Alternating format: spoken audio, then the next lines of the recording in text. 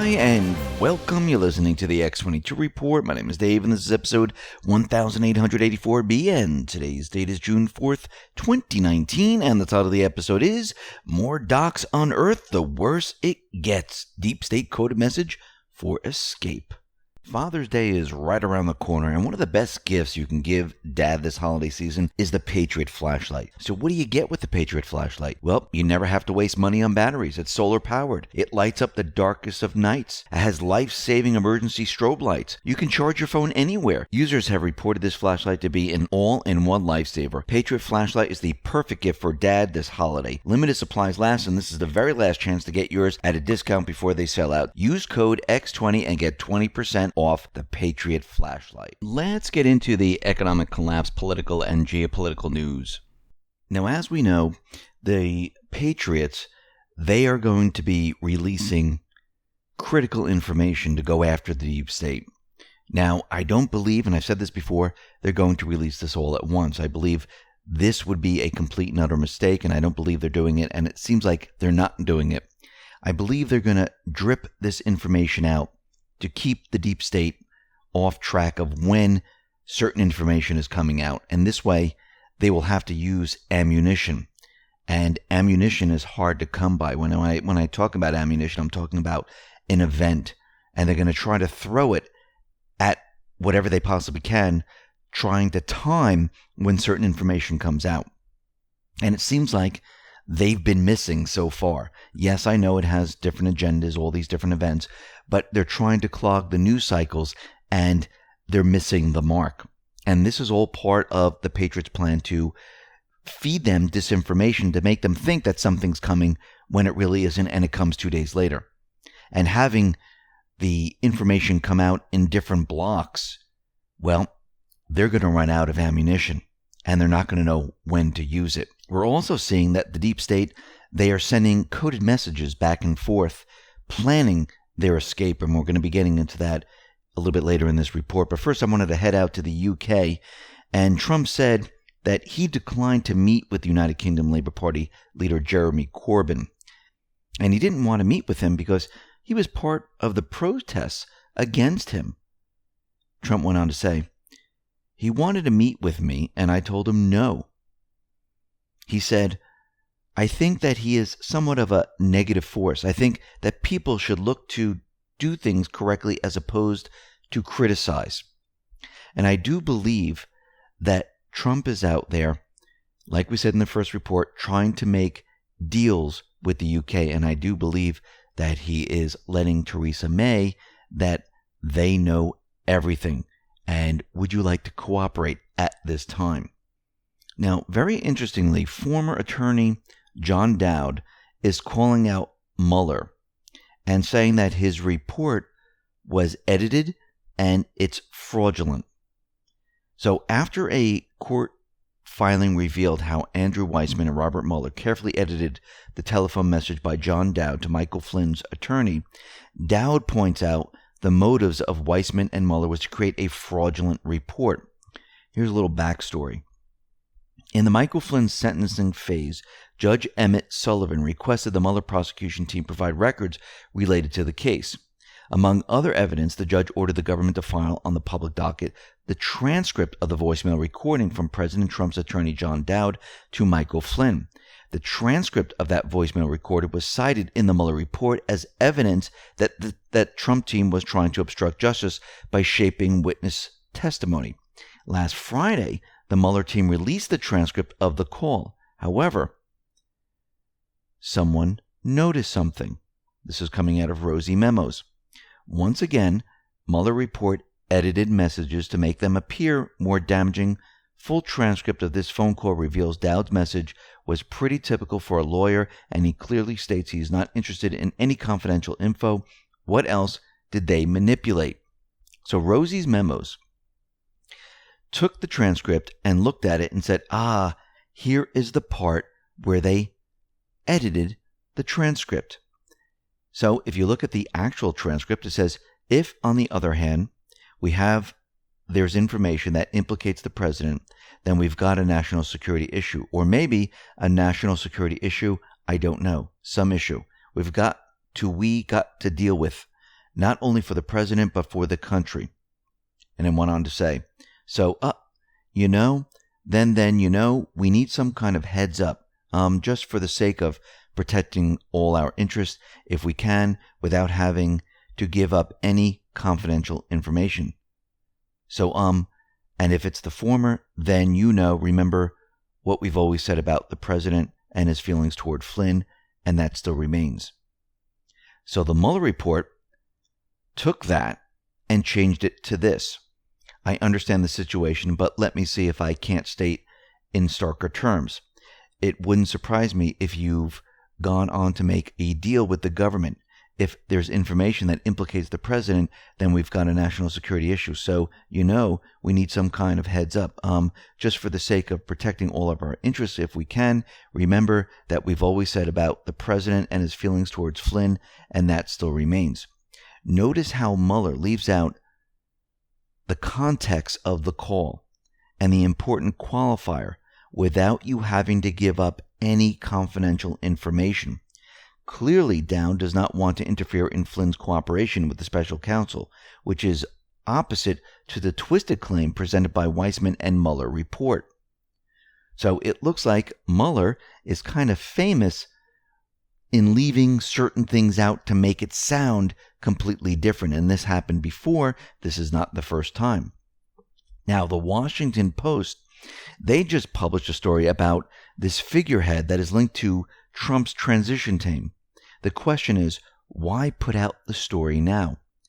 Here's the article that is out there. This is from the Washington Post. Figure linked to Trump transition charged with transporting child pornography. A key witness in former special counsel Robert Mueller III's investigation of Russian election interference has been charged with transporting child pornography last year, according to court documents. George Nader, who has a previous conviction on such charges, was charged in a federal court in Virginia and is expected to make an initial court appearance in New York. Nader played an unusual role as a kind of liaison between Trump supporters, Middle East leaders, and Russians' interest in making contact with the incoming administration in early 2017. Officials said Nader, 60, was charged by criminal complaint over material he was traveling with when he arrived at Washington Dulles International Airport on January 17, 2018 from Dubai. At the time, he was carrying a cell phone containing visual depictions of minors engaged in sexually explicit conduct. The charges were unsealed after his arrest on Monday at John F. Kennedy International Airport in New York. So let's go back to March 2018. The True Pundit put out an article about George Nader. George Nader testified last week to the Mueller grand jury. Mr. Nader is an advisor to the Crown Prince Mohammed of Abu Dhabi, de facto ruler of the United Arab Emirates. Now, according to the Times, Mr. Mueller is investigating whether Emirati money found its way to the Trump campaign, which would be illegal. That sounds very official, and all but perhaps Mueller might ask his new star witness in the Trump investigation what he was doing partying on an exclusive island resort with Bill Clinton. Now, we've seen this picture before. There's a picture of Bill Clinton and others in the water. Nader is right next to him. This picture was taken back in January of 2017. This is an exclusive island, and they were all there together. Now, we've seen this before. Let's go back to Q's post. This is post 3131, March 20th, 2019. Q shows us a picture of all the players, and yes, Nader is standing right next to Bill Clinton. So Bill Clinton knows Nader, and this is back in 2017. So this is very interesting. So the Washington Post is trying to connect him to Trump. Look there, not over here. But the real story is that Nader was convicted 28 years ago of what? Transporting child pornography. Rosie Memos tweets out the following. Nader was indicted in 1985 for pretty much the same thing. Then suddenly charges were dropped. What no one wants to talk about is our own Department of Justice history of letting people like this roam free as long as they stay snitches until they don't need them anymore. Now remember, this island is very close to Epstein Island. These individuals, most likely, go to Epstein Island because in this post, Q is asking us who's the handler. sex trafficking is real. And it's just very interesting that this Nader individual has what? Child pornography on his phone. So they are connected. Nader has connections to the Clintons. We see them together. And all of this is going to come back to them. Again, if you look at Q's posts, they're starting to come true now. Future proves past. Remember, all these players, they're all connected. The deep state, like Obama, the Clinton Global Initiative, Italy's former Prime Minister Matteo Renzi, Italy's spies involved in the Russian hoax, George Soros, and so on and so on. So let's go back a little bit. Remember earlier this month when the Italian Prime Minister Conte asked for the resignation of 4 top intelligence officials? Well, he did this after he spoke to Trump. Because what do we know? We know that Obama and the former leader of Italy, Matteo Renzi, they worked together in an effort to frame Trump. How did they do this? They utilized Italian assets. Obama met with Renzi in Italy before the 2016 election and in early 2017. Now there's a video out there, and it shows Prime Minister of Italy, Renzi, with Obama, with Clinton, with George Soros, and others. They're all connected to each other. They all plotted and planned this together. And now it is completely unraveling. Now, very interestingly, Christopher Steele has agreed to meet in London with U.S. officials regarding the dossier. Very interesting that Trump is out there, and all of a sudden we get this message that Christopher Steele is now willing to meet with U.S. officials. Now, a source close to Steele said he plans to meet with the American authorities within the next several weeks, but only about his interactions with the FBI and only with the approval of the British government. Now, do you think the British government is going to give their blessing for Steele to go and talk to these individuals? Well, Trump was just out there speaking to Theresa May and many others, telling them what they have. And I do believe that the British government most likely will give their blessing to Steele to say, go ahead and speak to these individuals. Now, very interestingly, back in January of 2018, the Senate Judiciary Committee, chaired by Grassley at the time, sent Joel Benenson, the chief strategist for Hillary for America, a letter demanding answers about the funding and motivation behind the dossier. Grassley and Graham asked Mr. Benenson to respond to 12 questions about Hillary and her campaign involvement in commissioning the Steele dossier. He also asked Hillary's campaign if they received any memos from Steele about Trump. And it appears that, once again, Clinton is above the law, because it has been 18 months since the Senate Judiciary Committee demanded answers and documents from Hillary's camp, and they still have not responded. Remember what Hillary Clinton tweeted out on June 3rd, 2019?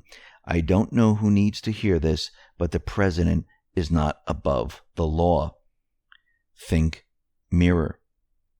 She is not responding. Her team is not responding. It's been 18 months. Does she think she's above the law? Well, nobody is above the law. Now, the Patriots, they're slowly drip-feeding the public. They're releasing documents slowly to build this up and to get the American people prepared for what is coming. Sarah Carter tweeted out the following: the more documents unearthed, the more serious it becomes. What do you think? FBI failed to document 4 Hillary Clinton witness interviews. Barr should reopen Clinton probe. Now, the FBI, they failed to document at least 4 interviews of witnesses in the Bureau's investigation into Hillary Clinton's use of her private server to send classified emails to many different countries. Judicial Watch, they discovered, going through a 218 pages of emails between FBI Special Agent Strzok and Page, they found some information that FBI officials, to expedite the release of the FBI investigative material to Hillary Clinton's lawyer, David Kendall, in August 2016, Kendall and the FBI top lawyers discussed specifically quickly obtaining the 302 report of the FBI Department of Justice interview of Mrs. Clinton. These findings are significant as they come at a crucial time when the Department of Justice, under Attorney General William Barr is investigating the Bureau's handling of both the Clinton probe and the investigation into the origination of the Bureau's investigation into Trump's campaign alleged, now debunked, ties to Russia. These incredible documents show the leadership of the FBI rushed to give Hillary Clinton her FBI interview report shortly before the election. And Tom Fitton is out there saying that the documents also show the FBI failed to timely document interviews in the Clinton email matter, further confirming the whole investigation was a big joke. Tom Fitton continued and said, Barr can't reopen the Clinton email investigation soon enough. And it looks like Tom Fitton just gave Barr some more ammo, but I do believe that Barr has a lot of information because why? He has access to pretty much everything. And Huber has access to all the data in Utah. Even though they're saying Huber's not doing that much, he's looking at Uranium One, I think they're trying to keep all eyes off of him while the work is being done. Look here, not over there. Now, it seems like Trump got another win. Trump persuaded Congress to appropriate $1.4 billion for a border wall. He then also issued Presidential Proclamation 9844, exercising his authority under the National Emergency Act to secure additional funding from 3 other federal sources, totaling $6.7 billion more to what? Build the wall. Nancy Pelosi, other House Democrats, voted to sue in the U.S. District Court for the District of Columbia, seeking an injunction against the Departments of Treasury, Defense, Interior, Homeland Security. Why? To block the construction of the wall. House Democrats argued the administration actions violate the Appropriations Clause of the U.S. Constitution. The Department of Justice argued the House lacks standing to bring this political fight into federal court. House Democrats countered the Trump administration's actions amounted to inflicting an institutional injury on Congress. So what happened? Well, Judge Trevor McFadden said the following: the power of the federal courts is not an unconditioned authority to determine the constitutionality of legislative or executive acts. McFadden explained, while the Constitution bestows upon members of the House many powers, it does not grant them standing to hail the executive branch into court, claiming a dilution of Congress' legislative authority. What does this all mean? Is that the federal court should not be the unelected body that makes the decision, that Congress cannot interfere with the executive branch. And remember what they've been doing. They've been trying to use these federal courts, an unelected court, to make decisions on what the president does. Well, Barr has already stated this is about to change because this damages the role of the president. And Barr is about to change all of this. Now, the Senate, they just cleared legislation to block individuals who meddle in the U.S. elections from being able to enter the United States. The legislation known as the Defending Elections from Threats by Establishing Red Lines Act, which is Deter Act, easily passed the Senate by a unanimous consent, a move that any one senator could have blocked. The bill, spearheaded by Lindsey Graham and Dick Durbin, would block individuals from being able to obtain a visa if they were attempting to or had engaged in improper interference in U.S. elections. Now, according to the legislation, that would include violating voting or campaign finance laws or trying to interfere in elections or a campaign while under the direction of a foreign government. Boom. And you can see they're putting all of this in place on purpose because we have the elections coming up in 2020. And I do believe, and Q has been telling us about voter ID. Trump is getting the wall up. He's building the wall very, very quickly. Why? Because this will make it very, very difficult for the deep state to manipulate the elections because they will not have all these illegals flowing into the country. It will block all of this. And of course, it's blocking many other things, but this is one of the things here. Now, very interestingly, it seems like the deep state, they are talking to each other because they're a little nervous and they're panicking. Now, Hillary Clinton tweeted out something very interesting. She said, "Glad to be in St. Thomas, USVI, this morning, speaking with leaders on the front lines of climate change. There are so many people working to create resilient communities and inspire climate-smart actions. Tune in to hear from some of them at 11 a.m. Now remember, these individuals, the deep state actors, they use Twitter to speak to each other. Q has already shown us this. Now, if you break this apart, if you look at her tweet, it says, speaking with leaders on the front lines, speaking with those deep state operatives who are on the front lines, telling them there are many people working to create resilient communities. There are many people right now, she's saying, they're preparing other communities, other places. Think about New Zealand. Think about what happened there. Think about the laws they just placed into effect to make it safer for them. And we know for a very long time that they were planning to go to New Zealand. They established residency there. They have walls. They have guards. And removing the weapons from the people, that makes them safer. So when we look at this, we have to say to ourselves, are they preparing to make a run for it when everything starts to fall apart? Now remember, they're going to stay to the very, very end to make it look like they've done nothing wrong. But again, they don't know when the D-class is coming. They don't know when the sealed indictments are going to be unsealed. They don't know when all this is going to happen. They're going to try to use ammunition to clog the news cycle, to keep everyone from looking at what is happening to someplace else. But again, the Patriots, they're in control. They're going to drip this information out. Just like Sarah Carter said, more information that comes out, the more serious this gets, the worse it gets for them. So they're trying to gauge the exact window when they need to run, because I don't think they're going to sit around, and I don't think they want to go on trial in front of the world. And I do believe they're making other plans right now. And you can see that all these people, yes, they're projecting out to the public that don't believe these videos, don't believe this, because they're panicking. This is what it looks like. And they're talking to each other to make a run for it, because they know the walls are closing in on them. And we will be watching to see how this all plays out. But I do believe the Patriots have planned to stop, because they're tracking all of them. You think they're just letting them go without tracking them? They're tracking their movements. They know exactly where these individuals are. And like Q says, there will be no deals, no escape. Nothing can stop what is coming. Nothing. Listen, everyone, thanks a lot for listening. Be well, be safe, and especially be prepared. Thanks a lot.